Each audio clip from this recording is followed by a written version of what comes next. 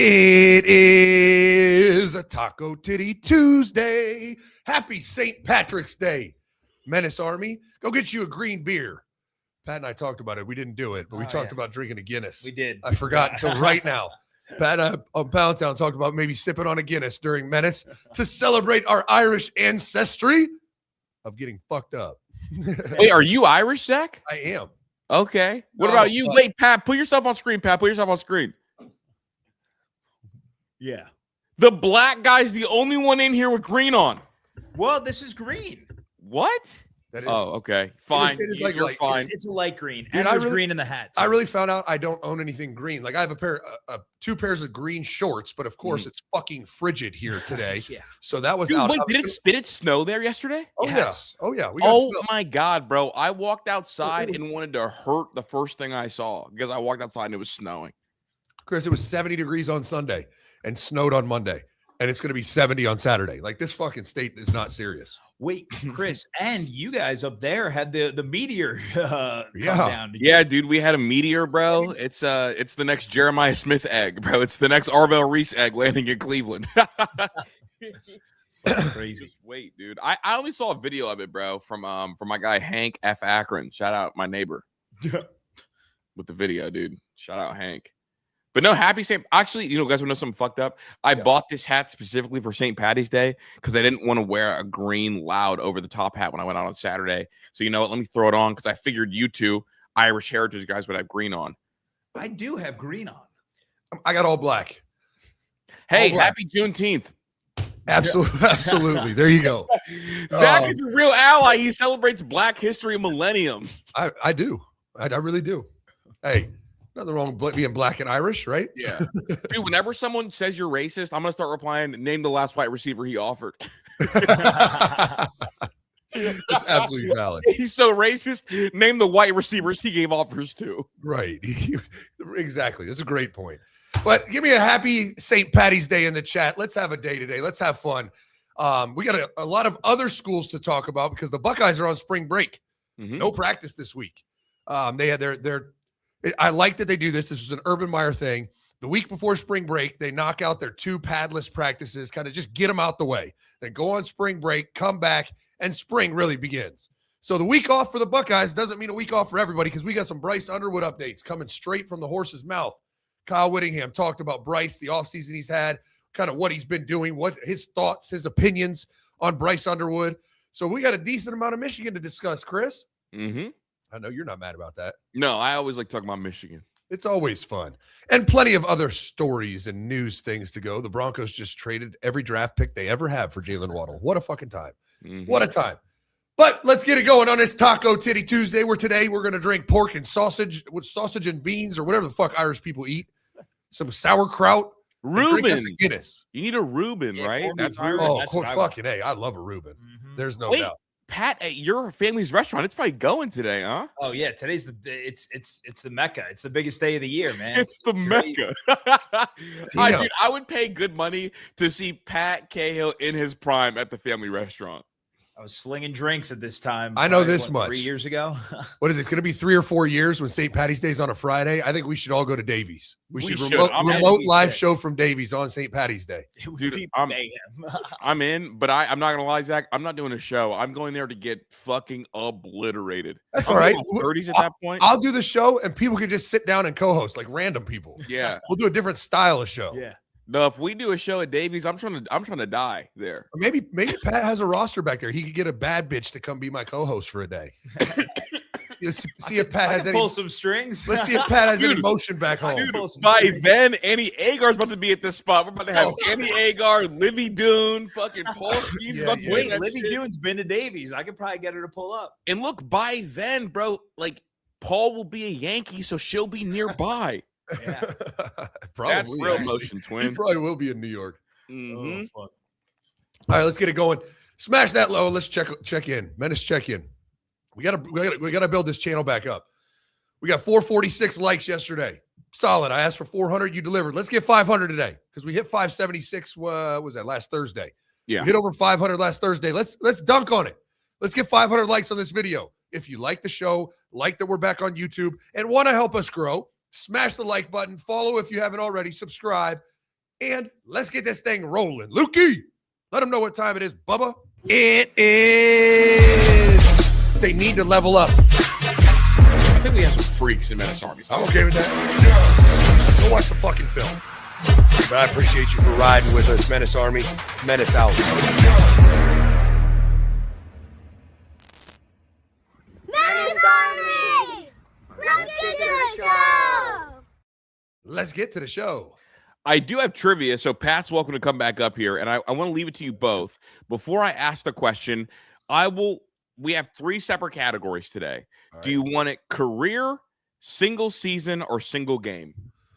I hate single game. Let's do let's start with career and then do season after that. Yeah. Okay. Top 5 career passing yard leaders in Ohio State history. Oh God. JT Barrett's got to be one. JT Barrett is number 1, 9,434 yards. I'm gonna say CJ Stroud's got to be on that list. CJ Stroud is number 2 with 8,123 yards. Braxton. Who? Braxton. I do not have Braxton on my list. Huh. He's top. I believe he's number 2 total yards. Troy Smith. Yeah. Oh, Troy Smith is not on here. He's number 9 at 5,720. huh. It's TP. TP is 7, not in the top 5. 6,177. What else would it be? Are we going? Okay, so how many more Urban Meyer era and on quarterbacks are there? 0. I was gonna That's say, what I 'cause figured. No one else has played. All it. right, so then you got to go back. I'm gonna say, Krenzel. Nope. Oh. Krenzel's not even in the top 10. yeah, he didn't. He wasn't like a multi. He didn't start for like 3 or 4 years. I'm gonna say Joe Germain.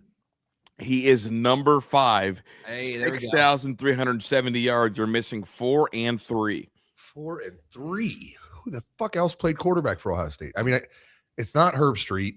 Stanley Jackson? Not Stanley. Bro, I have no idea. Belisari.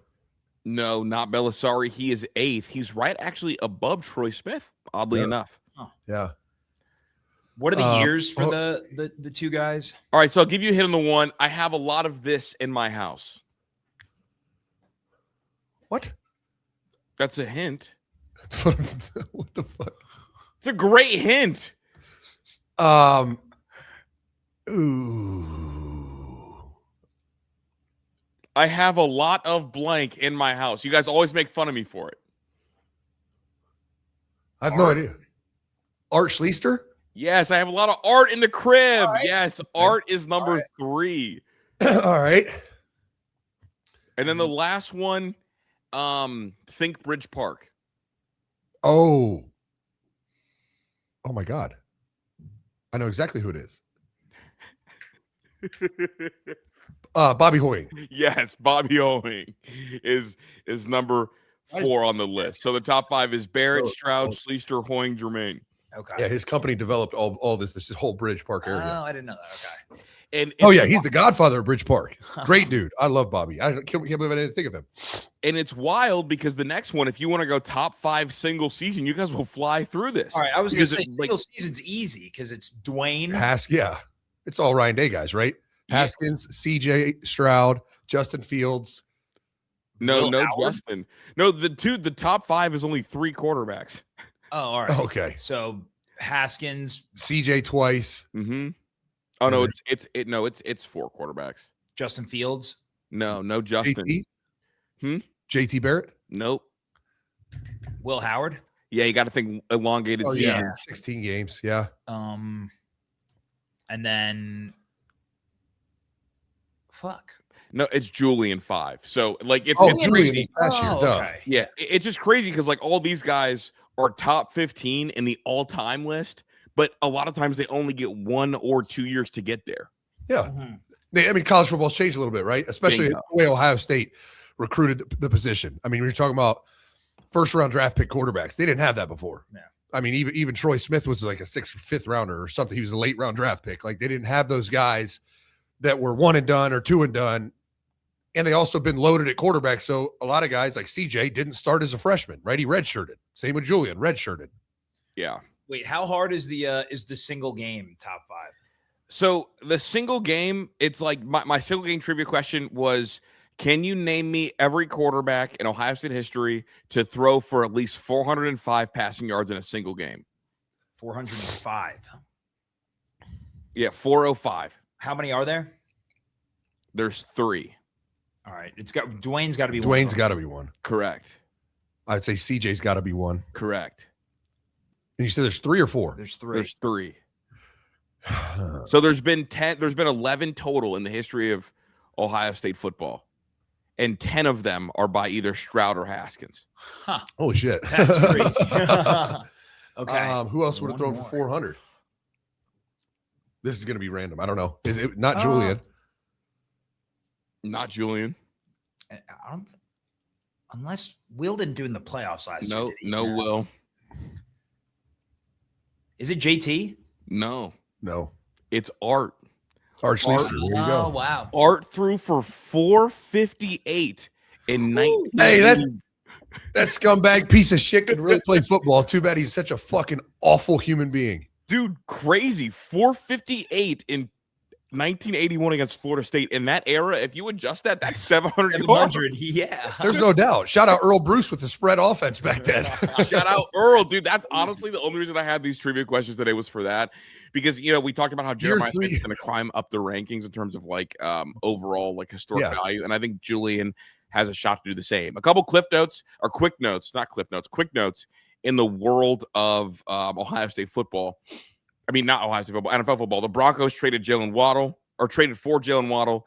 They traded their first round pick and their third and fourth round pick all this year. Zach, do you think he's worth that much, Jalen Waddle, for 3 picks? No, fuck no. I mean, I think he's a good player. A really good player. I think he's one of the better wide receivers in the NFL. I don't think he's top 10, but you just gave up a first and a third for Jalen Waddle. I think it's wild. And a 4th. No, they got a 4th back. They got the 4th back. Yeah, that's the swap.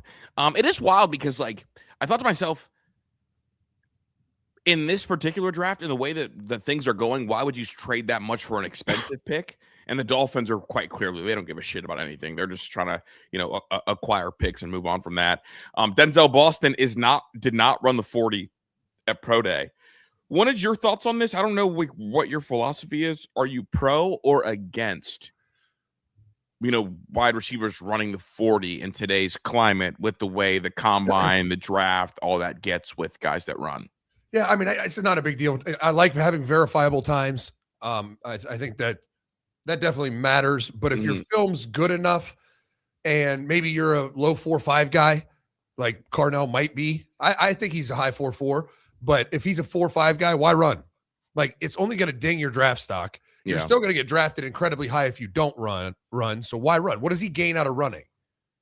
No, I agree. It's funny. I think I have a nuanced approach with this, Zach. I think that I would like to see you run your 40-yard dash if you win with speed.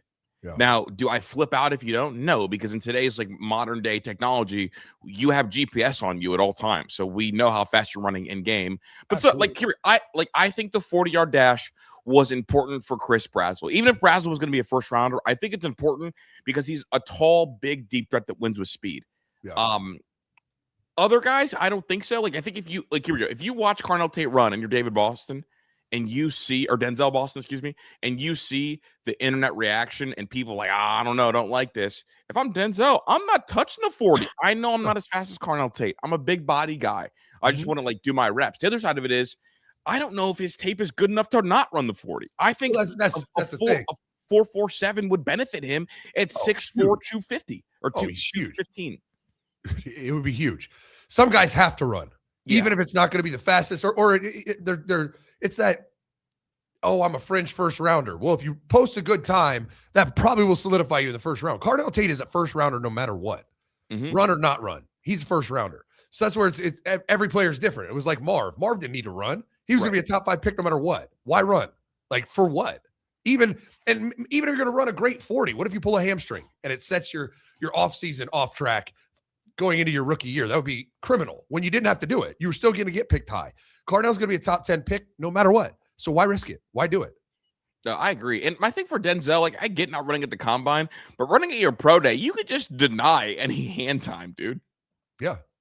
Well, and the teams are going to have all their own times anyways. These teams don't use the times we get.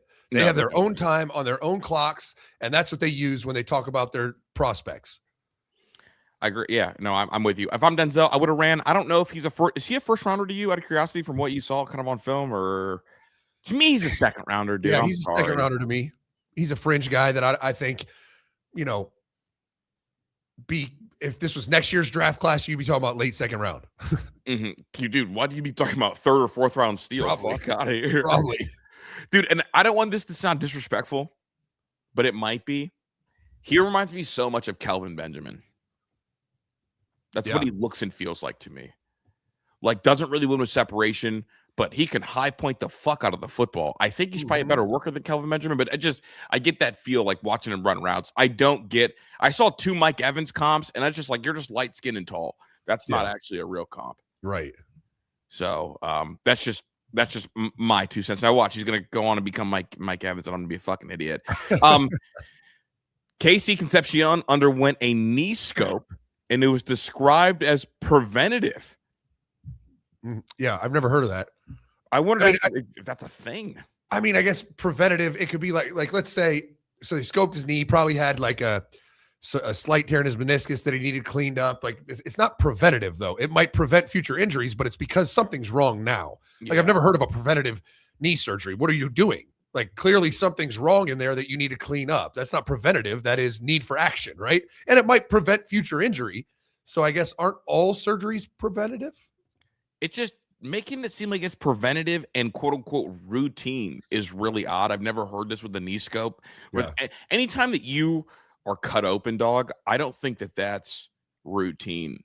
So I was surprised by that. And obviously, like, you're someone who's worked with receivers. I just want to get your thoughts. I do think Casey is like the boom or bust prospect in this draft amongst receivers. I don't think this helps his case at all, because if you already need that knee cut open and you already have a red flag being the stone hands, I'm not sure where I'm at with you. Yeah, there's no question. What grade do you have on him? Is that a third rounder to you? Because it's a third rounder to me. Yeah, probably a third rounder. Because like I'm thinking about guys who I like more. Like I like obviously the big 3 more. You like Tyson, Tate, Lemon,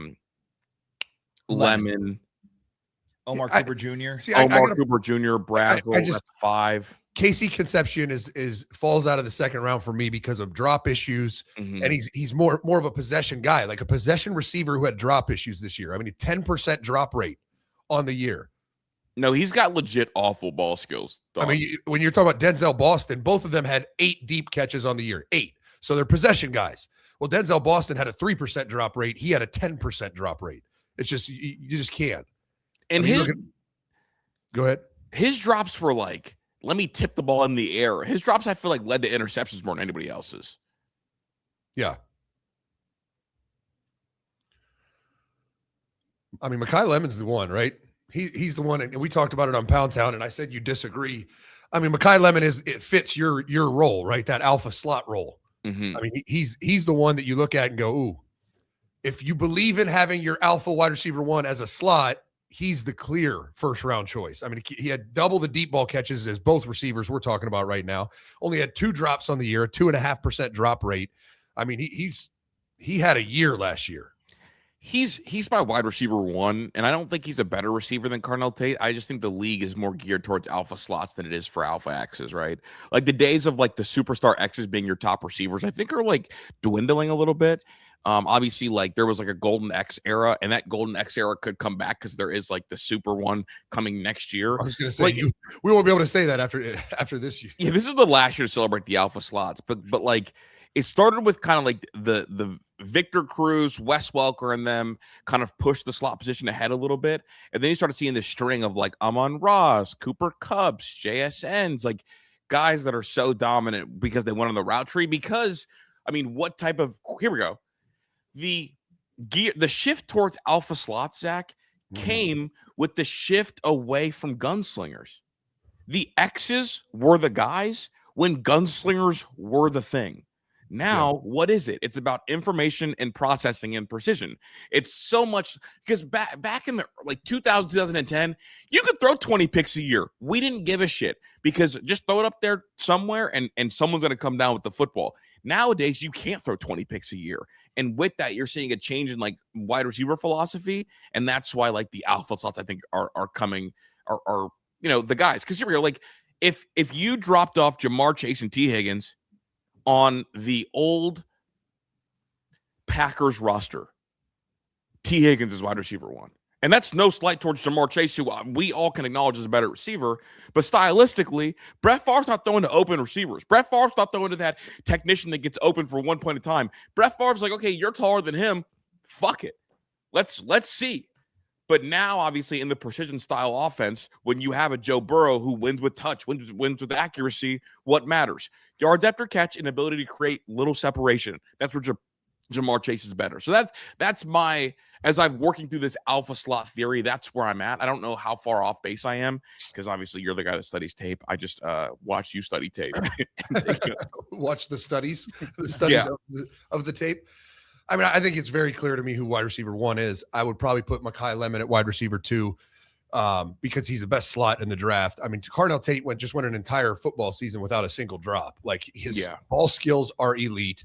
His route running he's just the best receiver. And at 6'3", I mean, got length. He's ideal for me. I mean, the ultimate separator is, Zach, do you think he could play inside and outside depending on where he goes? Because I think why Jamar Chase is so special, because he is a top 5 slot when he's playing the slot, and he's a top 5 Z when he's playing the Z. That's a rare combo. That's why I think he's better than CeeDee Lamb. And the guy that I think is being slept on is Omar Cooper Jr. Like if the Browns get him at 24, I think there's going to be a bust that got drafted ahead of him. I mean, you look at some of these guys, and we talk about it in college, separation. You just went through a whole dialogue about how the league has changed with Joe Burrows of the world. I mean, the best way to identify separation is yards after catch. And part of that is dynamic ability to make you miss. Carnell Tate averaged 4.5 yards after catch. Jordan Tyson averaged 4.3 yards after catch. Then you get Mekhi Lemon, more shifty slot guy, 6.4. Then Omar Cooper Jr. averaged 7.2 yards after catch, almost double what Carnell averaged. Like he's the guy that I think is a no doubt first rounder. And it, like as a Browns fan, if we get him at 24, I'm shot in the ass. I'm thrilled. I think for him, it's so much like he doesn't really have the upside to be the best receiver in the league. But if he is Anquan Bolden, I wouldn't be shocked at all. Like just like a long 10, 12-year career between 800 and 1,100 yards a year. And, a quarterback's best friend, I think you take that. I think you draft Omar Cooper Jr. thinking that in all likelihood, he will be a really, really good number 2 receiver. And I think a lot of teams want to reach for a number 1 level receiver. And that's where you get the boomer bust guys. But no, I'm in on Omar Cooper Jr. I do think Omar Cooper Jr. with a precision passer could be a wide receiver 1 type guy. Because when you draft Cooper Kupp, you're not drafting him to be the wide receiver 1, but he can become that. So I'm high on Omar Cooper Jr. And I think late in the first is a good spot to get him. And I think that he's not going to bust of all the receivers. Yeah. I think he's going to be really good. I agree. Yeah, me too. Let's get a commercial break, Big Dog. Sounds good. We'll be right back after this. Menace Army, you know that moment when you're running out the door and need a shirt that looks polished without messing with an iron or a steamer. That's exactly why I wear Mizzen & Main. Fast, sharp, and ready the second you grab it. Mizzen & Main actually invented the performance fabric dress shirt over 10 years ago. And since then, they've only perfected it even more with modern fabrics. Mizzen & Main's shirts and pants look refined, yet they're stretchy, lightweight, moisture-wicking, wrinkle-resistant, and completely machine washable. No ironing, no dry cleaning. It's just simply the best. Right now, Mizzen & Main is offering our listeners 20% off your first purchase at mizzenandmain.com. Promo code Menace20.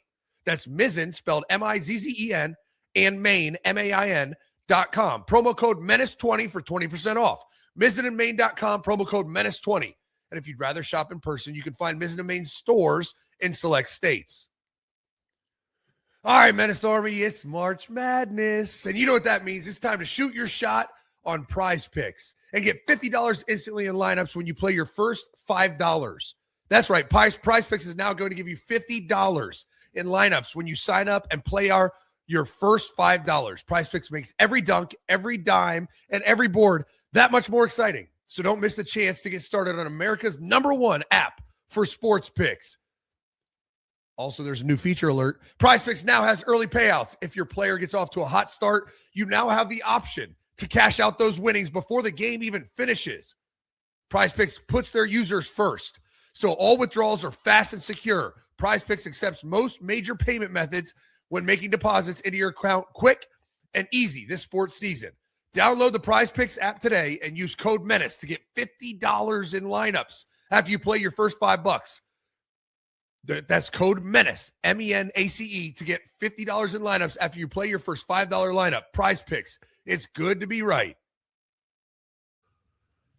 Really good to be right. Always good to be right, and especially when you win money because you're right. So it's fascinating right now, Zach. We're hearing a lot of coaches in the midst of this SEC, I guess, fit. I don't know what to call it, like an SEC tantrum about kind of the direction of college sports. We're seeing a lot of coaches come out and saying, I like the direction of college football right now. I think that like things, while yes, not perfect, they're more transparent than they ever have been. And I think the fans like not being called not being treated like they're idiots, and kind of some of this stuff being on the forefront. Brent Key yesterday said that basically there's certain people are focusing on the negative. But if I'm not mistaken, viewership is at an all-time high. Engagement is at an all-time high. Merchandise sales are at an all-time high. And more people are watching in regards to college football. Again, the more I'm looking at the people that are just saying college football has never been worse, it seems to be originating from two places. Because is college football perfect? No. Did the NCAA fuck up? Absolutely. But is the sport better right now than it was 2 years ago? I think so. I think people just complain because it changed. People don't like change. It's like it makes them uneasy. But like the product I watch on the field has been excellent. And I get it. You got to learn some players' names. It's going to be weird when Quincy Porter is a great player at Notre Dame, and you're like, this would have never happened under the previous way college football was run, but it changed. Doesn't mean it's not great. Right. We've now added the ability for any team to become a player. Like what Indiana did it exemplifies what is good about these changes. Indiana's never been relevant in football, not one time ever. They just went undefeated, 16-0 natty champs. Like, the fact that that's possible makes college football more popular, because any year you can tune into your shitty ass team and there's a chance that they hit a couple home runs in the portal and they're going to be really fucking good. Where before it was a long rebuild, right? You had to stack multiple good recruiting classes to flip a program. Now you can do it like that.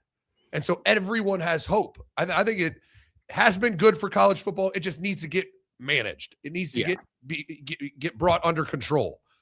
Well, and again, to your last point, if you want to help the sport, the answer isn't, oh, let me pull away and remove myself from a sport that's trying to heal. The answer is, let me push my league to follow the rules that are there. So, like, when we have all these SEC coaches and SEC commissioners complaining, talking about we're going to leave, every other conference is trying to progress the sport because they understand this is the new norm, and trying to rip away isn't helping anything. And I'm just paying close attention to who is being louder about the NCAA since schools like Indiana are playing well. And it hasn't been CBS, it hasn't been Fox, it's simply been ESPN. Because right now, Doug, like, I think that college football is pretty healthy on the football field. And as fans, shouldn't that be the number one thing that we're concerned about on the football field? We should, but there needs to be some integrity, right? Yeah, no, 100% agree. I guess I'm just like what entity are you okay with telling you there needs to be integrity? Well, I think the NCAA needs to be empowered by some way. The NCAA needs to garnish their power back, and then they need to do a good job, which they've never done. Bingo. Right? When they had power, they didn't do anything that they should have done.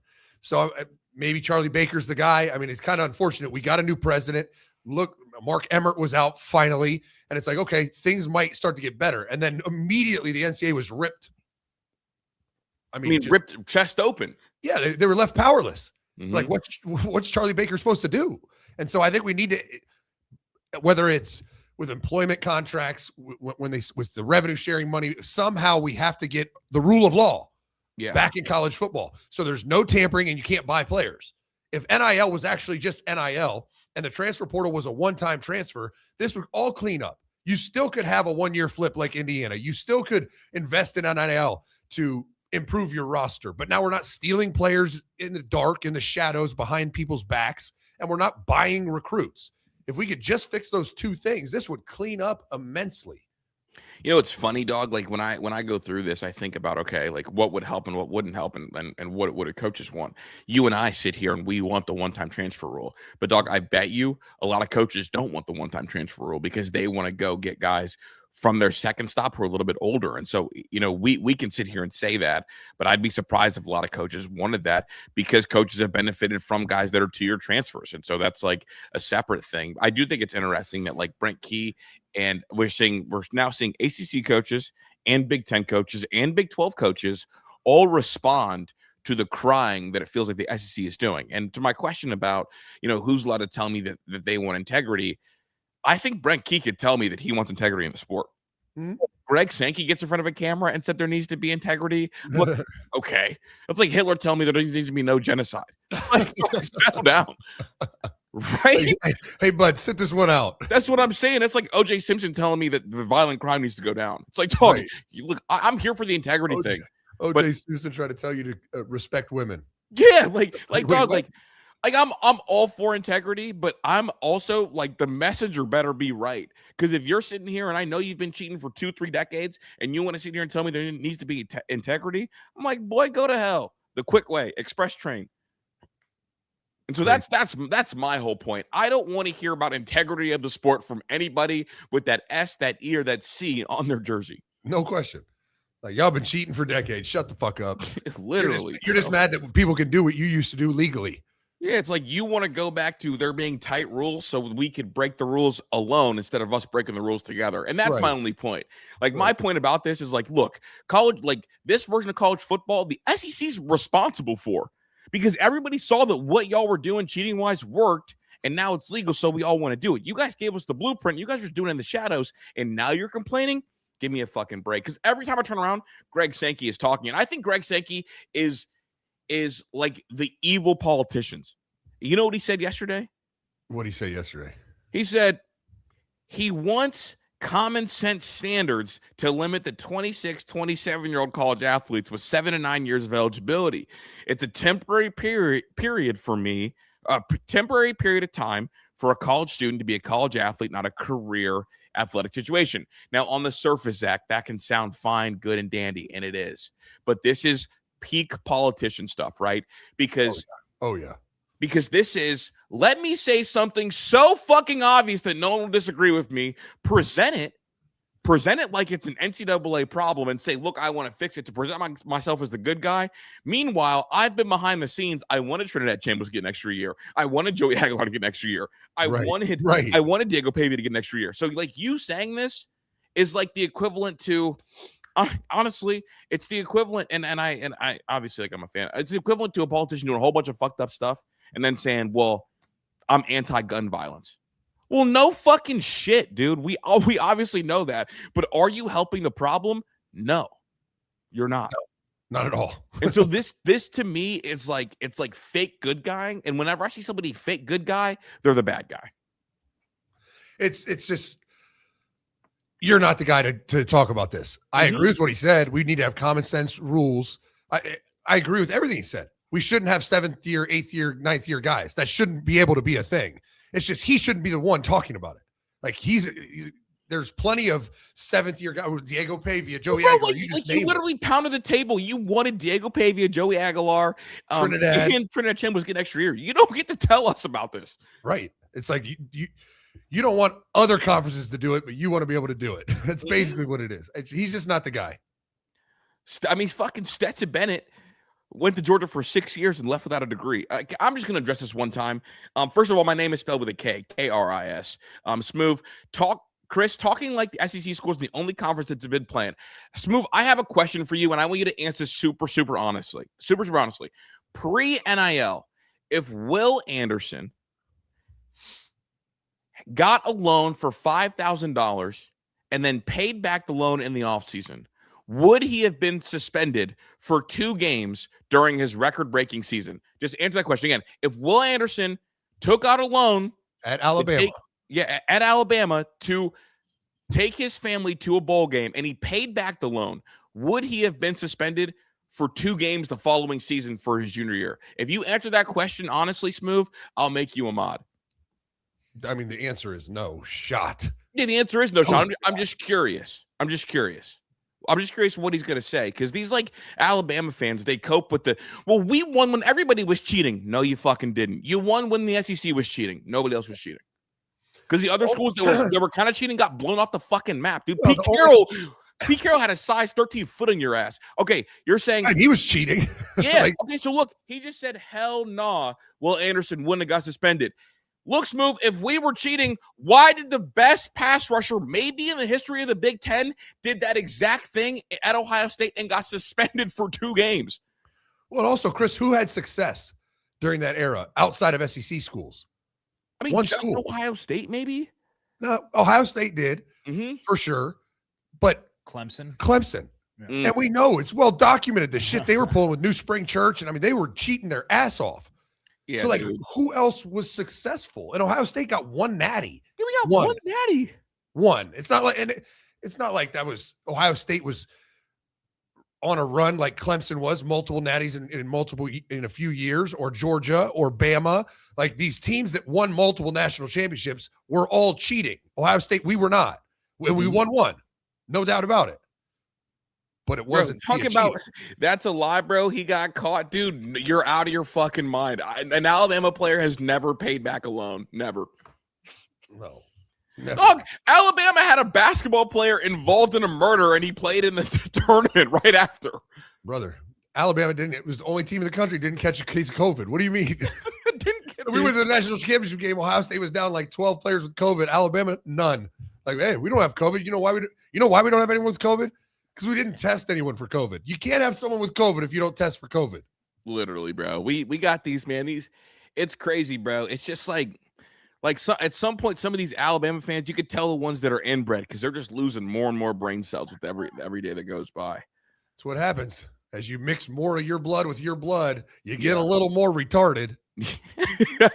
I gave up that word for Lent. I did want to bring this for Lent, I decided I was going to say it once a day. That's like my streak is continuing. That's the balance. Dude, I love this. Matt Leinart is catching a lot of heat for this. I guess USC calls him like every offseason asking if they can unretire his number 11 because a 5-star quarterback wants to wear it. It was one of those things. I hate when schools do this. I hate when schools retire jersey numbers. If you're going to do this bullshit, like Ohio State did it with Archie Griffin. Like, if you're going to retire his number, and it's over. There's nothing to talk about, right? Like, you don't bring that number back to work. You let it sit on the beach somewhere and enjoy the rest of history. Like, why retire a jersey if you're going to then call him and ask to unretire it? And I'm with Matt Leinart. Like, no, you retired it. It was a hell of an honor. You're not taking that shit back.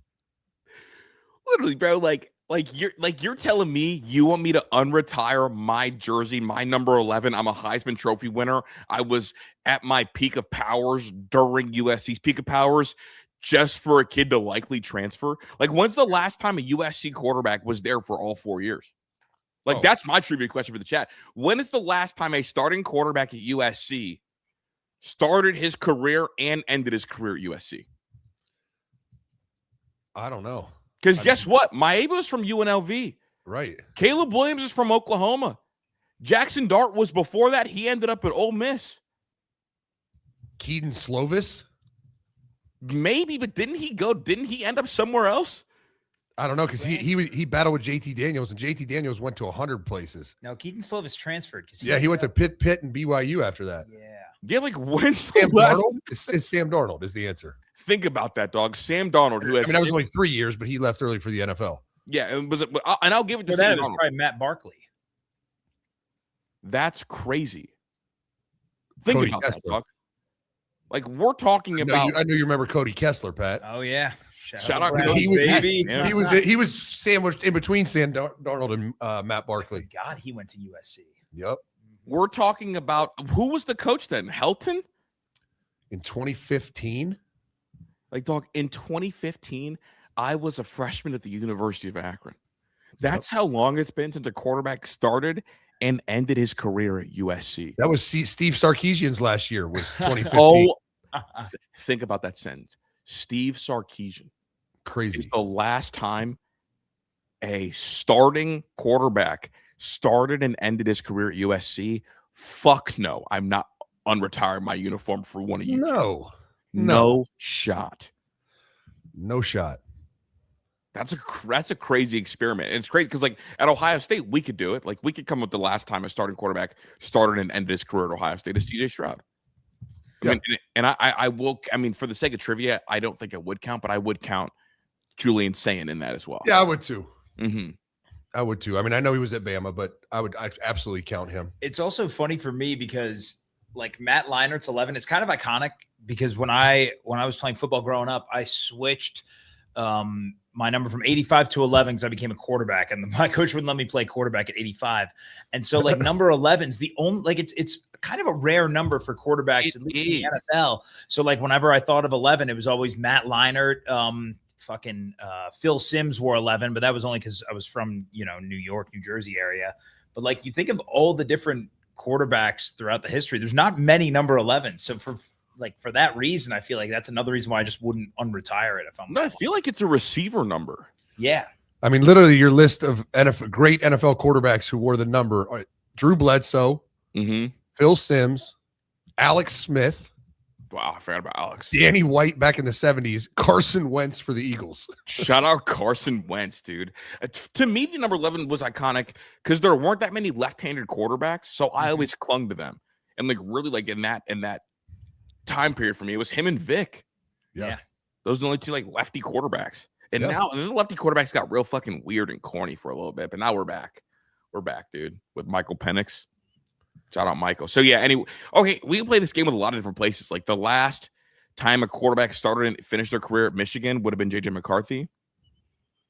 Yeah. The last time at Georgia would have been Stetson Bennett. Right? Yeah.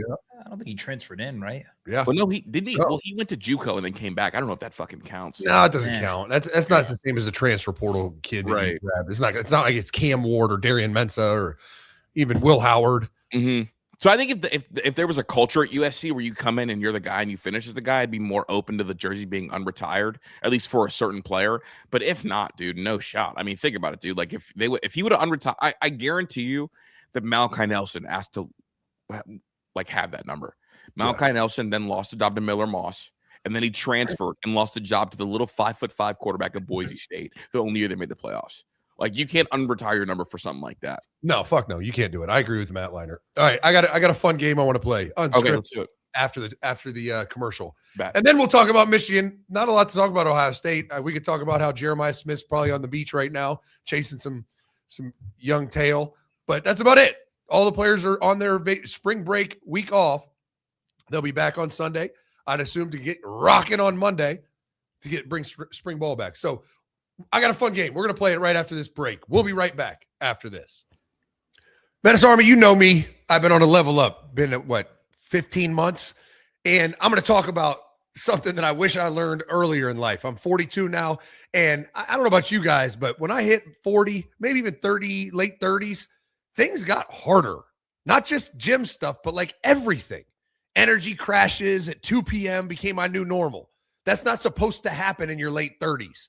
That's where Mars Men came to the rescue, right? It's absolutely incredible. What it is it's a testosterone support supplement, right? A ton of vitamins, and it boosts your testosterone. It brings it back. It brings that young you back. And I feel incredible. I've been taking it for a year now, and it is a game changer.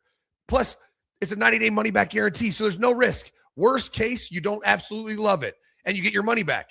But over 91% of users report higher energy levels. Thousands of guys are feeling incredible results. Just check out the reviews on the website and see for yourself.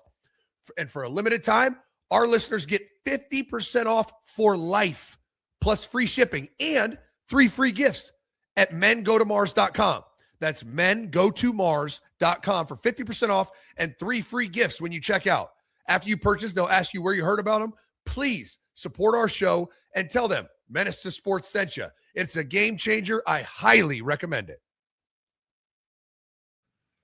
There you go. It is a game changer. Patrick on screen for the game. I love off-season Patrick, dude.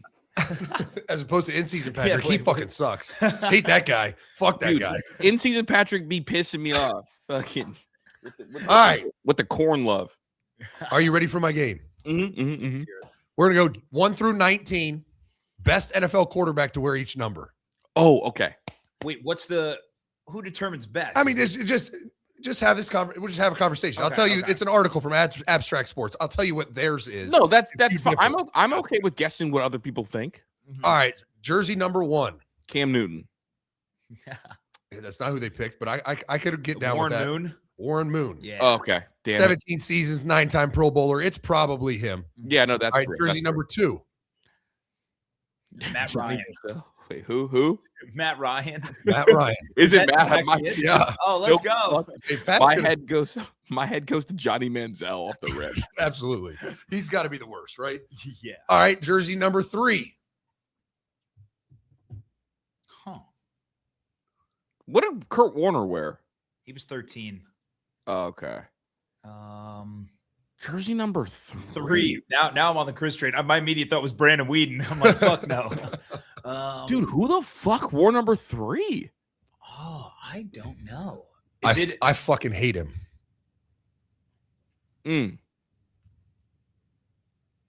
Is this a recent guy? Drafted in 2012. Huh. 2 Super Bowl Oh, appearances. Russell Wilson. Yes. Oh my god, I can't. For him to be the best quarterback to Yeah, wear that's number 3 wild. is fucking crazy. Crazy. There's some numbers on here. I'm like, if I'm going to the NFL as a quarterback, I'm picking that number because I That can be the number. guy. Uh-huh. That's crazy. All right, jersey number 4. Brett Favre. Yep. Brett Favre. Big Brett. Jersey number 5. Joe Flacco. Donovan Oh, McNabb. Jesus Christ. Donovan McNabb. Donovan McNabb. Oh, there we go. Jersey number 6. Jay Cutler. Yep. Whoa, I'm on a Oh. fucking heater. you know Jersey- how I know number that? 7. Wait, John Elway. But that's one of my guys, man. Cutler's on my Chris Drew list, but 7 is Yeah. John Elway. All right, John Elway at 7. Jersey number 8. I feel like there's an iconic 8 out there. No, there is. Oh, Lamar. The Lamar's case a great could be one. made. Not yet, though. He's Oh, not. no, He has. there's an This is an iconic all-time great. Oh, Troy Aikman. No, Steve Young. Steve Young. Oh, fuck. All right. That's 3 good Yeah. 8s. Like 8's a Huh. contentious fucking number. That is. It's like Lamar's multiple MVPs. He hasn't won a Super Bowl, I guess. If he gets a Super Bowl or 2, he'll be in the conversation. You'll be talking about 3 of the all-time greats wore Yeah. number 8. Hey, am I killing Pat right now at this game? I feel like I'm, You are. Yeah, I'm you're whooping Pat's ass. crushing it. Jersey number Said 9. Johnny Manziel. Number 9. There's an iconic 9 too. Yep. Yeah. Is it Montana? No. He was 18, I think. 16. Or 16, yeah.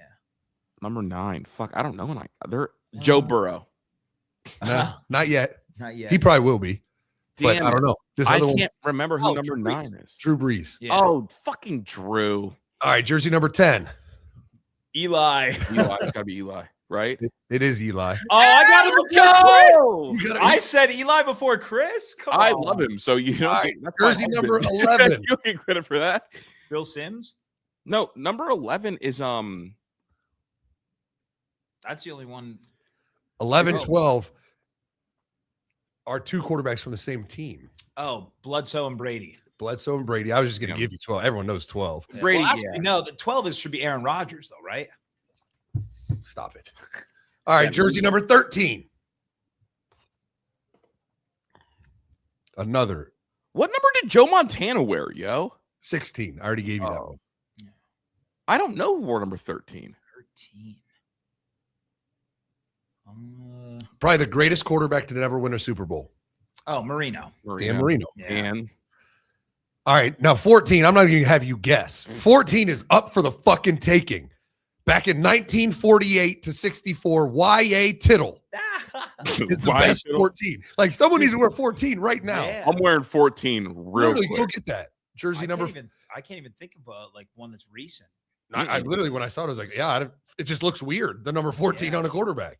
Another receiver like That's a receiver number. Yeah. Jersey number 15 is going to be tough for you to get back in 56 to 71. well, it should Johnny be Mahomes. Unitas. It will be Mahomes. It's Bart Starr right now. I mean, 16 NFL seasons, 7 championships. It's going to be tough for Mahomes. Here we go. Fun fact for you: there's only 2 quarterbacks that have 2 Super Bowl MVPs or 2 championship game MVPs that aren't in the Hall of Fame, and it's Bart and Eli. 16, Montana already gave you that. How about 17? Phillip Rivers. Mm-hmm. Nice. 18. Peyton Manning. And then 19. Chris Drew. Johnny Unitas. Johnny U, dude. What number did Doug Flutie wear? Fuck, I don't know. I feel like he was 12. They said Sam Darnold's wearing 14, so we're back, dude. Sam Darnold's got it. 14, yeah. Mm-hmm. Sam Darnold's got it. Flutie was 7 in the NFL. Okay. That was kind of a But close 22. one. I don't know who win. Pat got me in the middle there. He did. Yeah. And then is there any quarterbacks that wore number 20?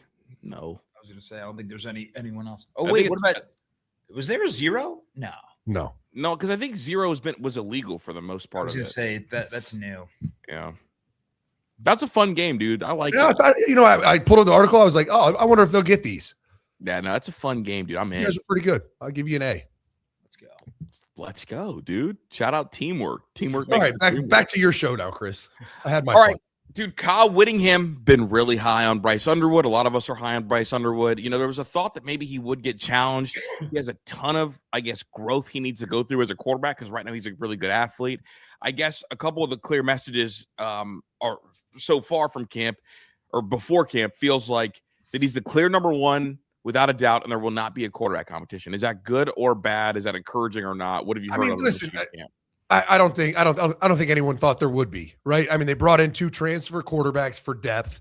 We knew that, and no one was really going to challenge Bryce for the job, especially once he starts getting coached. I mean, just the talent level is so different. It was like Dylan Raiola when he showed up in Nebraska. It's like, okay, we'll have a quarterback competition, but like he's so much better than everyone else in the building. Yeah. What kind of competition is that going to be? So I don't think it's a bad thing. I think it's probably this is the best. I think Sharon Moore fucking his secretary might be the best thing that ever happened to Bryce Underwood. Like It's he hard got a to legit argue. Yeah, it's hard coach. to argue with that. I'm just saying, like, what's the best thing that in 10 years when you look at his career, you say, all right, what was the best thing that happened to Bryce Underwood? Sharon Moore sticking his dick in the secretary. It's the best thing that happened to him. I mean, it probably is, right? Because with the way that like Michigan people had talked, he wasn't getting developed as a quarterback. Sherman Moore also wasn't letting the offense be geared towards him because he's an offensive line guy. And then additionally, it's very clear there wasn't that much focus on Underwood. Now, I'm looking at it like from kind of a top-down view. I always wondered what kind of head coach Sherman Moore would be because he did feel like kind of his ceiling should have been O-line. Now, I know some coaches like looking for him, but I think this has to be a huge plus and a huge win because I think no one will dispute that like Whittingham has gotten more out of his offenses than maybe any other coach in college football over the past 10 years. Yeah. Like, think about it. Like, Utah had been consistently one of the better offenses in the entire sport, and they've never had guys who are even draft picks in the first round other than fucking Dalton Kincaid. Yeah. I mean, it's gonna be I'm really interested to see how good Kyle Whittingham can get this team to be year one. I mean, you have a dude at receiver for the first time really ever. I mean, DPJ was a really good player. Since then, who's been their wide receiver one? Who's been a stud? Dude, they try to celebrate fucking Roman Wilson, who I thought was like not they had good. the Anthony Anderson, the receiver that popped off against Michigan State, and you're like, oh shit, they might have one. Fucker transferred to Oklahoma. Like they haven't had a wide receiver one in a long time. They have Andrew Marsh, who was a dude as a true freshman. Jordan Marshall comes back, who was a dude as a redshirt freshman. They're bringing in Hale Hitler, Savion Hyder, the number one running back in the country. Like they have pieces. I mean, players like Andrew Sprague, who were freshmen last year playing on the O-line, struggled. You'd expect a level up there. Evan Link returns for, I guess, his second year or third year starting. I think third year starting. I feel like he's been bad though, Zach. Like he has. But you would expect. I'm just saying. Compared last year to this year, he's going to be better than he was last year. I don't know if he'll be great or good, but he'll be better. So it feels like with a solid coaching staff that's not trying to fuck OnlyFans models, and an actual quarterback coach that can get him better, it feels like Michigan should have a level up season, and they won 9 games last year. Yeah. I guess, defense is a whole nother conversation. They had to hit the transfer portal to fill a ton of holes. I mean, I don't know many of these players that are in there too deep. I know Jair Hill, Rod Moore, obviously, if he's healthy, Zeke Berry. Their secondary looks pretty solid. But up front, it's a bunch of dudes that I never even heard of. Like, they lost everybody over the last 2 years that we all watched and that were really, really good players. So their defense is a question mark to me. I'm going to say this, and it's going to sound like disrespectful and maybe borderline racist. I think the days of Bryce Underwood being developed into an NFL quarterback, I think likely they're over. I wouldn't be surprised if they made this like a very JT Barrett-like offense. Like JT Barrett, I think Denard Robinson. I think we're it's going to too run the football a lot more than we're going to throw it. I think it's too early to say that. Okay. I think Bryce came in and no one really should play as true freshman, and he did. And on top of that, to now hear all the reports about the lack of coaching he was getting, I think it's just a little too early to pull the plug on a kid with that much arm talent. Like, what will it look like with a full year of development? And I'm not even saying he's going to be great this year, because this will be his freshman year if you believe the reports that he didn't get coached last year. Like, that was just a free-for-all. This one is his first year getting coached. So I'm talking in 2 years, what does Bryce Underwood look like? He has the arm talent to do it. So I think it's just, I think it's just too, like, you're not wrong. You're just early. I feel a little early, and that's okay. And I guess I feel like Terrell Pryor almost to a certain extent. Like, here we go, Zach. Like, for Michigan to win games, because I think there is going to be a premium on winning games. That's always been what Whittingham has done. I think that they're going to look at this, and the staple's going to be, how can we get the most first downs in impact games? And not saying that like Bryce doesn't have like big upside on that front, but I think instead of trying to grind him in to be a passer, I think they are going to try to maximize the mismatch he provides in the run game. And so with that, similarly to John Mateer at Oklahoma, I'm sure he wanted to be developed into an NFL passer, but I think they viewed him as, if we can get 150 in the air and 100 on the ground, we will take that. And are we going to display a lot of NFL throws? No. But are we going to put enough NFL arm talent on tape for there to be some interest when he is NFL draft eligible? Probably. But I think this is going to be like getting him out in space, letting him run the ball, and being a really good college quarterback is going to be the priority over making him an NFL prospect. And I think people are going to take that as like an insult. But fact of the matter is, I mean, you guys see my video essays.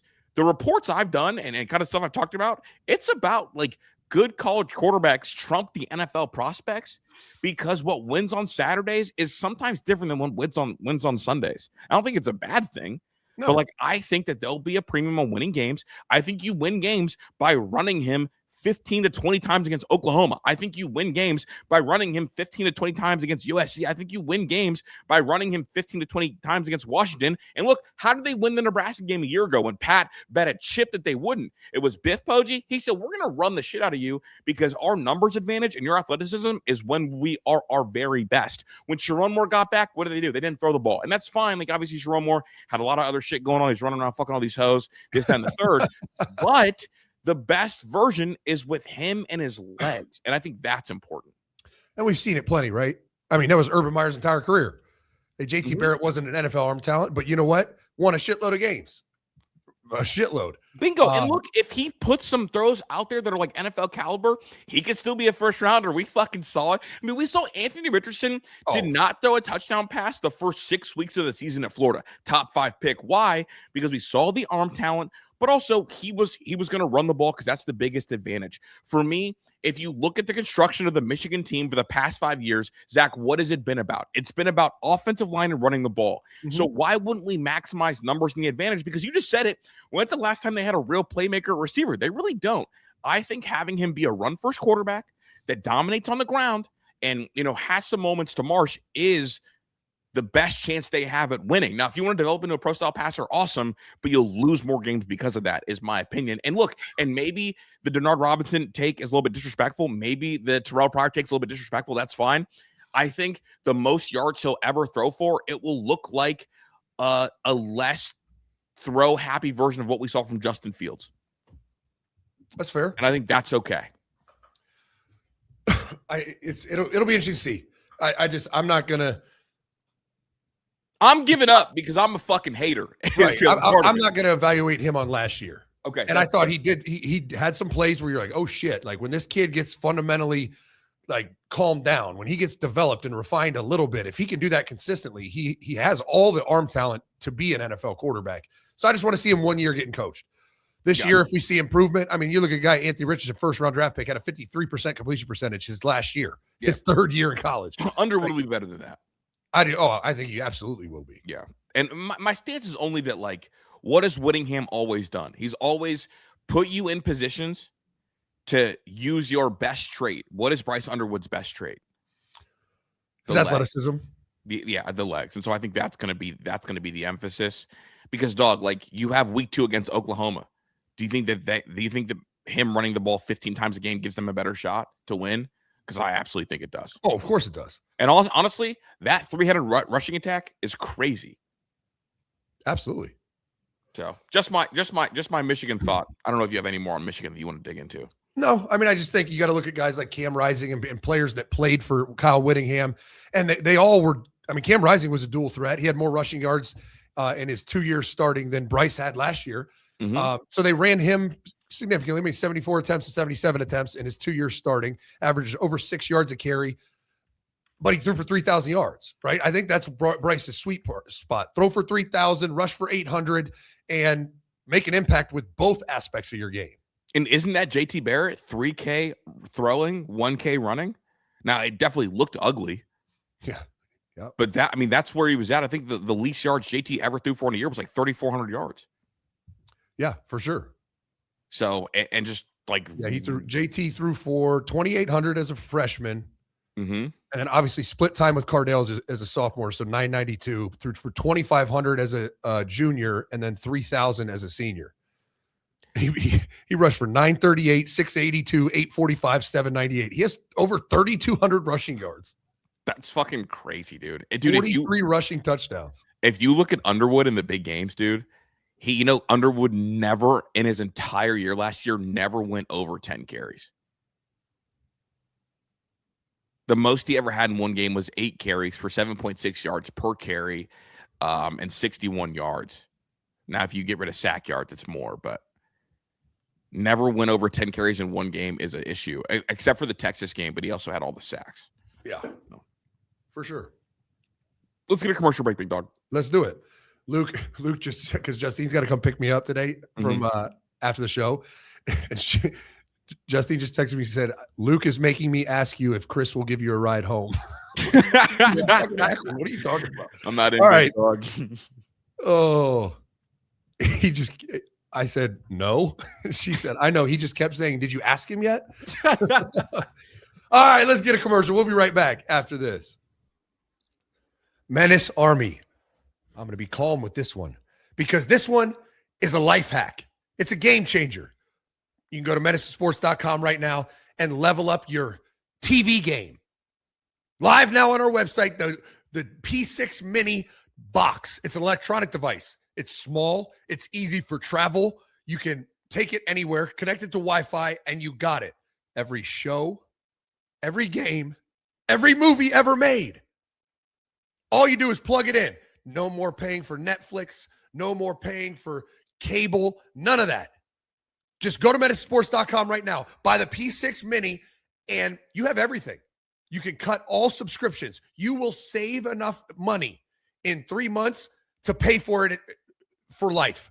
You'll never pay for anything ever again. And right now, promo code Menace, $25 off and free shipping on the device. Go to menacesports.com, buy the box. It'll come in a week or two. Plug it in, hook it to Wi-Fi, done. You have every movie, even movies in theaters, every baseball game, no more blacked out channels. You want to watch the news in LA? You want to watch a game that's in Seattle? It's all on the box, and it's easily categorized. You want to you want to watch a baseball game? Go down to baseball, click it. All the baseball games listed. Pick the game, you're watching it. You don't have to pay for anything. It's a one-time fee for forever freedom. Go over to menacesports.com right now and get you a P6 Mini with promo code Menace. $25 off and free shipping. It's a must-have. Money-back guarantee. Go get it. There you go. Get you a box. Get you a box, please, and thank you. I wanted to talk about this yesterday. So right now, Louisiana Tech is currently scheduled to play 16 conference games because they are currently in a lawsuit to leave Conference USA for the Sun Belt. So because of that, they have 8 Sun Belt conference games and 8 USA conference games scheduled. This is a clusterfuck. Like, Yeah. because they're on the same days. There's not enough Saturdays to fit all those in. Yeah, this is actually fucking crazy as shit. Someone's conference schedule is getting imploded. I don't know who. I guess the courts will decide. And I don't know like what the official schedule that's posted like by them is. I just checked out ESPN and there's nothing for them there. Their schedule? Yeah, it's 2026 is not available. There's no data. Well, because they're literally in the middle of this lawsuit, dude. They can have literally one of 2 different schedules. And it's funny because they're scheduled to play LSU next year too. Okay, so this one says, all right, on their actual website, it says, I believe these are. That's the Sun Belt. That's where they're Sun Belt, which is, it makes sense, right? They joined the Sun Belt. They're suing the Conference USA to get out of the Conference USA, and so of course they would post their conference they want to play in. Yeah. I mean, so right now Louisiana Tech has up to 20 games on its 2026 football schedule. Just insane. According to NCAA rules, football subdivision teams are allowed to schedule up to 12 regular season games, contests, or 13 in the event that one of the team's games is on the road against Hawaii. That's the exception. You can get an extra game if it's the Hawaii caveat. But the 2026 season, they have 20 games listed on the schedule, and they're actually all on different days. That can't be right. No, it can't be right. There's not enough weeks unless they're playing like a Thursday night and then a playing Saturday. in a bunch of Wednesdays. So just Wednesday, Saturday every week. Yes, because I think it's the Sun. No, it must be the Conference USA. They have their media rights with ESPN that they play those weekday games, similar to the MAC. Mm-hmm. So you can't play 2 games a week. What are we talking about? Okay, cool. Dude, this is actually so fried, bro. They've got, hold up, dude. I'll just pull this up because it's nuts. And we're in spring now. Holy shit, I got it right here. You want to get they got Northwestern State, LSU, Baylor to start the year, right? Then that next Saturday they play Middle Tennessee, then Army. Then on Thursday, FIU. 2 days later, they play UL Lafayette. The next Wednesday, they play Missouri State. Then Saturday, they play ULM. Then Wednesday, they play Liberty. Saturday, they play Old Dominion. Like every week, it's Wednesday, Saturday. But they do have at Jacksonville State and at Troy, both scheduled for Saturday, November 7th. Both on the road. You can't play in both. I just threw it up on the screen, Zach. Yeah, this optically is crazy. Like the Saturday after Thanksgiving, they got to go at Western Kentucky and at Georgia Southern. That's so fried, bro. This is wild. So I don't know what's gonna happen with this. I don't know even who I'm rooting for, but obviously, like you want the resolution, just don't know what the resolution is gonna be. And then also, like if you're other teams in the schedule, like what do you do? Like, are you just like if we get to play Louisiana? No, I mean, the courts are going to decide one way or the other. Like, one of those conference schedules is getting canceled. It's just, what is that? My thing is, what does it do for the conference? Like, then they have all those teams that were scheduled to play. This team they just don't have a game. So now they're down to 11 games. No. They'll have to redo their entire conference schedule. My guy Cultural Sam typed this up, and I told you yesterday that I have Oregon as my number 1 preseason team. And I think Sam agrees with me. But Oregon right now has future NFL players at almost every position on the football field. They've got Dante Moore, they've got Jordan Davison and Dare Hill, who are the 2 of the top 3 freshman running backs. Jamani Johnson, who's a monster. Evan Stewart, DeCray, and Moore, Jeremiah McClellan. I could go on and on and on.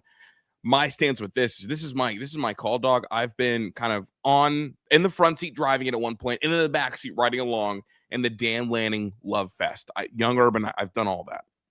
Dog, if he doesn't win a playoff game and or gets embarrassed the way he has been the last couple of years, I'm officially here to tell you I'm getting the fuck off, because there's no excuse for this year's roster to be anything than in a semifinal game, at least in a very, very close game. If they get blown out again, dog, I'm done on the Dan Lanning experience. with this Absolutely. roster. We're talking about a truly absurd roster in modern day college football. Not only are they really talented at the top end, but because of Phil Knight's money, they're one of 3 teams in the entire sport that actually have a deep roster, deeper than Ohio State, deeper than Texas, deeper, not as deep as Notre Dame, but they are in that caliber of super hyper talented, deep roster, and a true NFL quarterback. If they get blown out this year, Chris Drew is out. I agree. And they get, I guess their schedule's okay. Dude, the thing is, Have you seen the blue chip ratio for 2026 yet? I haven't. Do you have it in front of you? So A&M highest blue chip ratio 71%. A&M does? Yeah. Slightly edge. 70.4 over Notre Dame at 70%. Where's Oregon? Oregon at 3 at 69.6. Wait, can I stop you right there? This is a crazy NIL note because at the beginning of the NIL and portal era, we were seeing 86 and 90% be number 1 and number 2. If we're seeing all these 70s, between 70s and 60s, that means that we're getting more spread out talent. That's absolutely win. It's margin thin errors when it comes to this. You're talking about a percentage point less or 2. Mm-hmm. Because then you go LSU is at 4, Georgia at 5, Florida at 6, Ohio State at 7. Probably. Yeah. When was the last time Ohio State wasn't a top 5 blue chip ratio? So it hasn't happened since the Urban Meyer era started. So I think 2012 was probably the last time. Like we've always been up there amongst the best, and there was a clear shift because a lot of the transfers we brought in, Zach, they're 3-star cats. Yeah, that are older. And so that Ohio State 7, USC 8, Miami 9, Texas 10. Bama 11. South Carolina surprised me this high at 11. Michigan at 12. Wow. Bama being that low too. Yeah, no doubt. Texas Tech is down the list at 36%, tied with Oklahoma. Indiana's at 31.8%. Yeah. Penn State's at 13%. Gee whiz. 64th in the country. Tied with Duke. Go be a Dookie. And they lost Mensa. Go be a Dookie. Colorado's at 11%. I thought the bags were Louis. What happened to the Louis bags? What the fuck are these Target brand bags we got in Boulder? Those Louis bags were the Louis that they sell in the corner in New York City. They were never the real Louis bags. Never. But no, I think again, honestly, further to the point, Dan Lanning to me has the biggest proof of the year, and him beating Ohio State during the regular season does nothing for me. Absolutely nothing for me. That's probably their one regular season loss looking at their schedule. Ohio State. It's at Ohio State. That's why I'm going to give the nod to Ohio State. You want to hear a wild stat? What you got? There's probably 20 plus teams that have a 0% blue chip ratio. And they're who you expect, right? Alabama State, Albany, Abilene Christian, App State, Akron, Army, Austin P, Arkansas State Air Force, Ball State, Wofford, Wisconsin.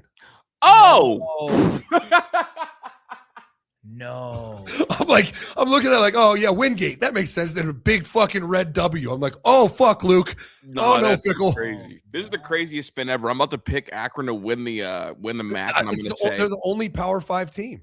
I'm going to say that Akron's tied for Wisconsin with blue chip ratio. That's why they're my pick to win the MAC. That's my new spin. Oh, Purdue. There's only one other. I haven't found another Power 5 team. Purdue and Wisconsin. Purdue tracks, though, a little bit. Yeah, Wisconsin doesn't. Wisconsin does not track. Now, you don't have one 4-star lineman? That's what I'm saying. Yeah. All the linemen that have gone through there, that's insane. They couldn't get one. That's hell. Boy, it's hell. Oh, also, Emily and Posh both hit me, or Posh didn't hit me up. I seen it in the chat. Lorenzo Styles Sr. is going to go work for Eddie at Bowling Green. Oh, really? Yeah, going to go, I think, defensive analyst, what they said. Nice. I love it.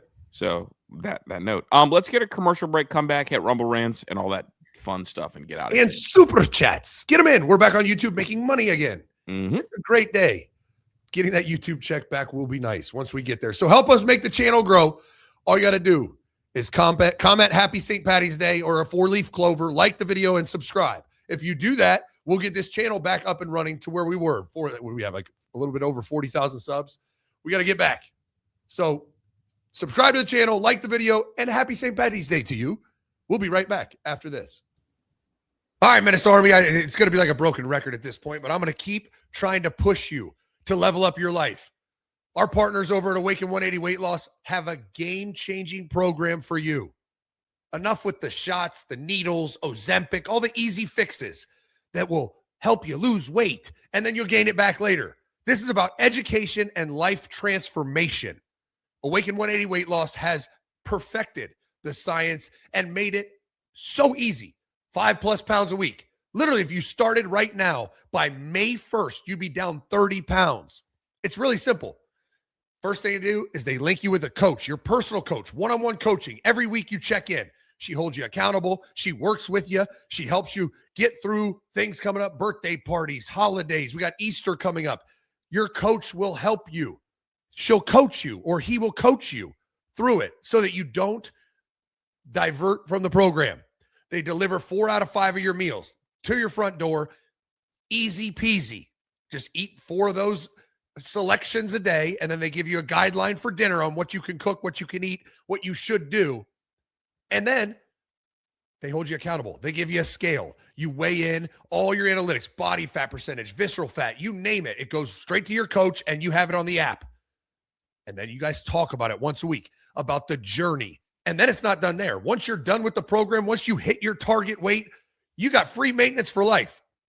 Every month, right now I check in every 3 months. I weigh in, it gets sent to my coach, Jenna, and we talk about the progress, the journey. How's it going? It is for life. It's a life-changing decision. Go over to awaken180weightloss.com right now. You'll see your energy go through the roof, your libido go through the roof, your weight falling off your body. Life will be different. Just look at me. I look entirely different than I did a year and a half ago, thanks to Awaken 180 Weight Loss. Go do a consultation right now. You don't even have to sign up for the entire program. Just do a consultation and hear what they offer. You won't regret it. No, you won't. Get your life back. Dude, little separate side note. Whittingham's handle on Twitter, Utah Coach Witt. He didn't change it yet? No, but it's not his it's like his actual at name. Yeah, well, you could change that. Oh yeah, you can. You're right. Like every 10 days? No, Utah Coach Witt, man. And his most recent tweet is him celebrating Urban Meyer. What do you mean his bio says Utah football head coach? Yeah, there you go. Somebody got to get him. And it's a picture of him at Utah. Like, buddy, and look at the first tweet celebrating Mr. Herbs, man. Oh. Crazy. Oh, Kyle don't do Twitter. He don't do that. What's up, Patrick? What's up? Got some super chats. Rome, thanks for the 5. Pour some green beer out for my pops. Lost him this AM. Yeah. Rest in peace. Rest in peace, OG, sure. man. Mm-hmm. Skankadank, thanks for the 10. Long-time listener, first-time super chatting. From Spartanburg, home of Zion and Tyler, give a shout-out to my second cousin, JJ Vogel, getting full ride to Ohio State to play baseball. Hell yeah. From Edgewood High School. Let's go. Come bring Ohio State back because they've been fucking terrible at baseball. But shout out JJ. Congrats, Wait a man. second. A full ride in baseball. This is a fun fact that I don't know if you guys know about. You know how big of a deal that is? Oh, yeah. That's very uncommon. Because most of the time, I don't know if you know this, Pat, most of the time, if you're a really good recruit, they'll offer you a half scholarship. You have to be like, we're going to play you right away because they need all the scholarships they can possible. Yeah. And I don't even think that Christian Campbell's little brother got a full ride. I believe he got a half scholarship. So getting a full is a huge, huge deal at Ohio State. Huge. I mean, it's almost in baseball. It's like spending a shitload of NIL to buy a kid. Mm-hmm. Like, all right, we're not going to get him unless we give him a full ride. All right, screw it. Like normally what you do is you give a 75% or a full ride if a guy is going to be a first, second, or third round draft pick out of high school. Yeah. Like that, because that's how you incentivize them to stay. So that's a big deal, man. That's a big deal. That's huge. Make Ohio State great again in baseball. Right. R. Shelley, thanks for the 5. What's up, Z Unk? Since it's St. Patrick's Day, I will have plenty of green in my bank account. Hell yeah. I love green in the bank account. I'm bummed that we didn't get to see Pat split the G. Right. Oh, I know. You know what that is, Zach, or no? No. What? You don't know split the G? Wait, don't because I don't know what that fuck shit was either until I went to New York with you. What is split the G? It's if you order a Guinness at like an Irish pub and they serve it to you in the Guinness glass, you're supposed to take your first like sip of the Guinness. And when you place it down, if you split the G, that means you took a proper first sip. So they have like, he's like, Pat has like muscle memory about how much liquid's in his gullet, and then he swallows. It can tell where the beer is supposed to be. So it's really good at it. Gullet muscle memory. Imagine that, Pat swallowing something and he's good at it. Really good at swallowing a lot of liquid in one. Literally, his gullet knows how much the proper sip is, to the point. I said it yesterday, but I'm going to say it again. Justine and I took an Irish car bomb on Friday. That shit was good. Dude, Irish car bombs bang. And just another quick side note, Jack, you remember when I got my retirement party when I left radio? Yes. That was the drink of the day. Now, only 4 people showed up to my retirement because they were everybody was so mad at me for getting a retirement luncheon. But yeah, no, we had Irish car bombs across the street. I was fucked up. Yeah. I am so excited to have an Irish car bomb later. They literally taste like a chocolate milkshake. It doesn't taste that good. I think so. Ethan, thanks for the 2. Need a Buckeyes dub versus TCU. Don't let me down. It's happening, dude. I mean, they're not making it out of the weekend anyways. They got to play. Yes, they are, Zach. They got to play the best team in college basketball. Ask me you know what? Who picked UMBC to beat Maryland? Why not us? That's the most random fucking deep pull. Who picked Florida Gulf Coast to get that shit done? I did against Georgetown. I had Florida Gulf Coast going to the Elite 8. I took them 1 round too far. They made it to the Sweet 16. Florida Gulf Coast that year almost beat Duke in like October, November, early in the season. That was my best March Madness pick of all time. Lob City. Now, did you pick OU to beat Michigan in 2013? Ohio. I did. Okay. And the only reason I remember this is because I won a bet. And then additionally, Zach, you'll love this. The point guard for that team got drug tested when he was overseas, like 3 or 4 years ago. It came back that he didn't have any drugs in his system. Pregnant was how the drug test came back. That he was pregnant, bro. So he literally had his girlfriend's pee in the thing. They said, "Hey," that's how he found out he was going to be a dad. Oh, yeah. Hey. By the way, you passed the drug test, but you're pregnant, so you're suspended for submitting fake, not your own piss. That's fucking awesome. The thing is, what JD Cooper? I mean, I'll be watching, Pat. I'll be rooting. I hope they can beat Duke. It just ain't happening. Well, we just got to be TCU is what he's saying. But then we're going to beat Duke for sure. Okay. Chase. Oh, wait. I skipped one here. Cade, thanks for the 10. Agreed. At this point with the SEC, it's either get on board or become irrelevant. Also, back then, how much were kids getting paid in the South versus now? They were getting paid a lot more. Yeah. It's literally, bro, it's like when the PS5 came out and there was like anti-cheat in it, and then like the PS4, like people were like, I'm not leaving the PS4, it's a better system. Dude, shut the fuck up and get the new system. Right. Times have changed. Chase became a new member on YouTube. Bang, bang. Thanks, Chase. Cade, thanks for the 5. Pat is neither a quarterback or receiver. You should have been the long snapper, and you'd still get yelled at for that. I actually was the long snapper. Right. I started. You're correct. That is factually accurate. Yeah. That's super chat. I was a long snapper. I transitioned from wide receiver to quarterback in between 7th and 8th grade, and then my 8th grade I was quarterback and long snapper. Fun fact. R. Shelley, thanks to the 2. Sorry, I forgot earlier. Welcome back, Pat. Oh, thank you. Rod Farva, thanks to the 5. Why doesn't Leinart get more credit for being one of the greatest college QBs ever? Won 2 natties as a starter and played for a 3rd and won a Heisman. Yeah, he's a lot like Will Howard last year. He's a far better player than Will Howard, but like actually, he wasn't a great pro. Yeah, and also people give so much credit to the talent he had, right? And so they disparage him. I agree with you, though. I always view him as one of the best college quarterbacks in college football history. He kind of gets lumped in with like AJ McCarron a little bit. Yeah. Whereas like in actuality, what's the difference between him and Tebow? Yeah, Tebow is way more famous as like in terms of college quarterback lore, I think. Yeah, Tebow just had crazy stats. Yeah. Did he have crazier stats than I was gonna say? Oh, if you look at it, you add his rushing stats. Rushing stat, yeah, you're right. But also, like Tebow had the SEC ESPN backing him, bro. So he was on the TV every fucking day. Yeah. I mean, Tebow's Heisman year, he threw for 3,232 touchdowns and rushed for 895 and 23 touchdowns. He had 23 touchdowns. 23 touchdowns is insane. No, he had fucking motion, dude. But Leinart, I mean, yeah, it's just that there was no rushing. And it's like, how many of those fucking dump offs were to Reggie Bush, dude? Reggie Bush's Heisman. You know what position they said he played? Fucking receiver, athlete. Yeah, bro. Yeah, Matt Leinart never went over 4K yards. 3 years starting, 35, 33, 38. I think, honestly, that his freshman year, sophomore year being the year where he posted the most touchdowns, too. Mm-hmm.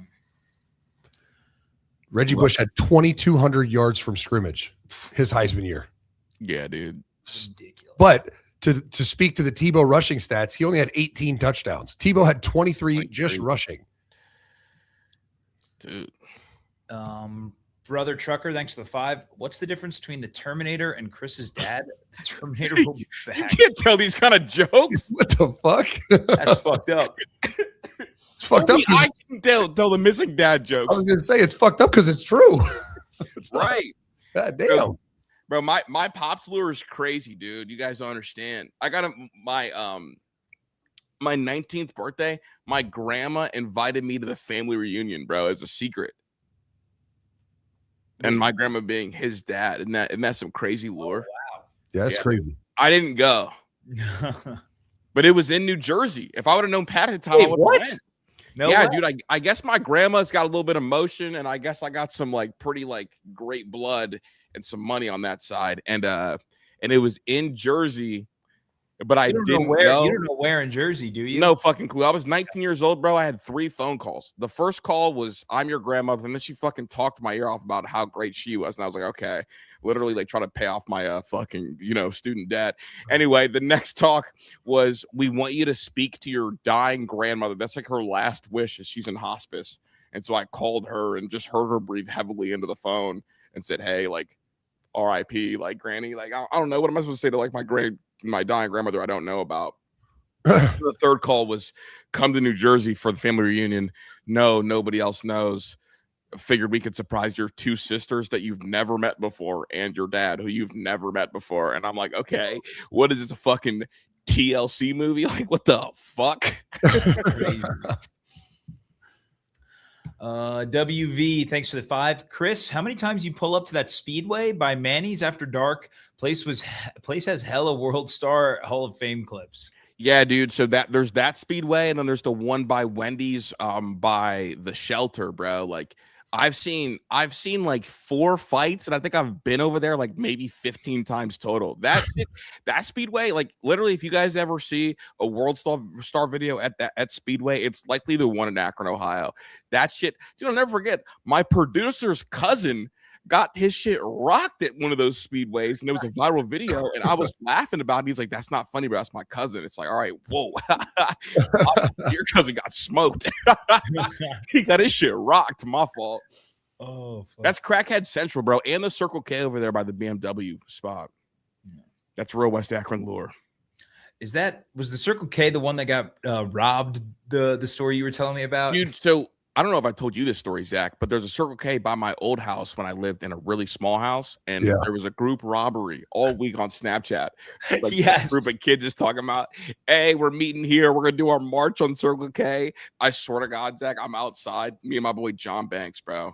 He'll validate this story. We see a group of 170, 200 kids, all casually with masks on, roll into Circle K, take everything they can, and walk out. They just took everything, just casually walked out. What the hell? And then fucking all dispersed, bro, before the police got there, dude. They closed the inside of that Circle K for a week, bro, because they were out of snacks. They had nothing. They had no snacks. They They stole all our snacks. Yeah, bro. I guess the workers are just great. Well, damn. Well, they can't catch all of them, right? No, I don't even think they caught one of them. Well, that's pretty unfortunate. If you have 170 perpetrators and you can't get one. Bro, they literally all just walked in there and just went and filled up a bag and left. Cleared that bitch out. Ben, thanks for the 2. Good that the Yankees are my AL team, because man, my Nats. Shout out the Yankees, dude. And shout out, hey, are you watching tonight, Zach? WBC? Fuck yeah. Mm-hmm. Are we all rooting for Judge, right? We're all like, Judge is the best player in the world left in the world tournament right now. For Team USA, dude. See, this is my problem with Yankee fans. It's always about shut the them fuck and up. Judge, dude. The first day of the WBC, I'm like, let's go USA. And I posted something, and my buddies from back home like, no way, Cahill just posted Judge on his story. I'm like, no, it's for Team USA. And they're like, nah, Judge is Yankee. I'm like, no, it's for USA. Stop trying to be greater than the country. That's my problem with Yankee fans. Yes. Fuck Yankee fans. Yeah. Cry me a fucking river. Did you guys see LeBron's glorious flop yesterday? You mean the one that he got gashed up on? No. My head. Pat, you're gonna have to defend LeBron on your own right now because I'm done with the NBA, bro. I'm done. Bam Adebayo scored 84 points. I There's never no want to turn on an NBA Fucking game. trash ass sport. And then the next game, you know how many points you scored, Zach? He had 8. 8 points the next day. Like it's ridiculous. Somebody Hey, should. I'm just saying, LeBron James just put someone on a poster last night that he played his dad his first NBA game. Wait, did he dunk on Jabari Smith? Yeah, dude, he dunked on Jabari Smith Jr. last night. Fuck, he played his man. dad Fuck. his first NBA game. Yes, I know. legendary That's shit. actually disgusting. I like Jabari. LeBron is still putting people on posters. Menace Midget, thanks to 2. No way Patrick is completely straight. Happy St. P. Just to be clear, there's no such thing as completely straight. I agree. It's just straight or not. Yeah. I'm about as straight as a 3-point line. No, Or Yes. foul line. Yes, Whatever. 3-point line. Yeah, you got it right. I think homosexuality is a spectrum. I It's think not a you can- spec. Don't do this again. Well, there's a test you can take. Like, what percent No. gay are you? No, it's 100% or 0. No, I disagree with you, and it's a good thing, Zach. Zach, would you classify yourself as more straight than me and Pat? Yeah. But we're not gay. So then you're admitting that there's a percentage. No. Yeah, Yeah. You have tendencies. That doesn't mean you're gay. You have tendencies. but you're more straight than me and Pat. I know I am at least as straight as you. I just don't know what you all do behind closed doors all the time. No, but it's the percentage. Like, what It's a percent spectrum. are you like? If 20% you- gay? If you have a sexual encounter of any nature with a person of the same sex, you are 100% gay.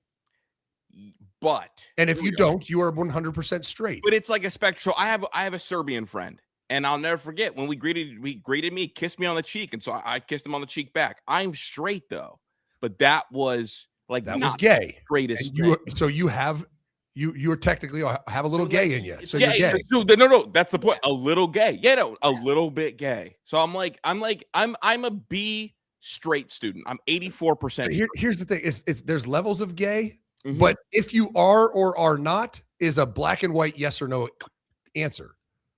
Yeah. That's Right. right. That's where We're You saying either are or you are not. yeah. Yes. But then there's the within the yes of yes, I'm straight. There's also a percentage of what? Well, how percent straight are you? Yeah, like, is it okay to slap your homie's ass if they make a good play?